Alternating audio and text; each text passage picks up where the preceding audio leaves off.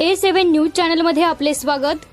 जय जगन्नाथच्या जयघोषात हिंगोलीत इस्कॉनचा रथयात्रा महोत्सव संपन्न। हजारो भाविकांचा सहभाग। हिंगोलीत इस्कॉन मंदिर उभारणीची मागणी। प्रतिवर्षाप्रमाणे यंदाही हिंगोलीतील इस्कॉन शाखेच्या वतीने श्री जगन्नाथ रथयात्रा महोत्सवाचे भव्य आयोजन करण्यात आले। हरे कृष्णा हरे रामा हरी बोलच्या जयघोषात भाविक भक्तांनी रथ ओढून भक्तिभाव अर्पण केला। सकाळी अंबिका टॉकीज जवळील श्री संकटमोचन हनुमान मंदिर येथून या रथयात्रेला प्रारंभ झाला। त्यानंतर रथ गांधी चौक, इंदिरा गांधी चौक व जवाहर रोड मार्गे श्री बद्रीनारायण मंदिर येथे पोहोचला।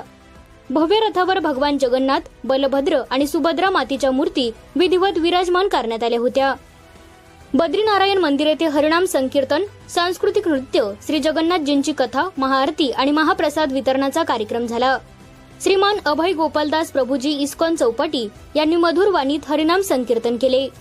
या कार्यक्रमात मार्गदर्शन करताना राधा गोपीनाथ मंदिर जुहू चौपाटीचे प्रवचनकार रुद्रनाथ प्रभूजी म्हणाले, जगन्नाथ रथयात्रेचे धार्मिक, आध्यात्मिक व नैसर्गिक महत्व आहे। एसी भक्ती वेदांत श्री प्रभुपाद यांचे शिकवण अंगीकारल्यास जगात शांती नांदेल। यावेळी नागपूरचे उद्योगपती धनराजजी खंडेलवाल यांनी हिंगोलीत इस्कॉन मंदिर उभारण्यासाठी लोकसहभागातून नियोजन करण्याचे अभिवचन दिले। मंदिर नसल्यामुळे वर्षभराच्या कार्यक्रमांना अडचण येत असल्याचे त्यांनी सांगितले।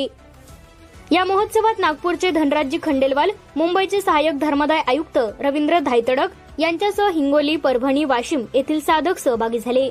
जवळपास 1000 भाविकांनी या यात्रेत सहभाग घेतला। कार्यक्रम यशस्वीतेसाठी अनेक दानशूर भक्तांनी सहकार्य केले। A7 न्यूज चॅनलसाठी अनिस अहमद, हिंगोली।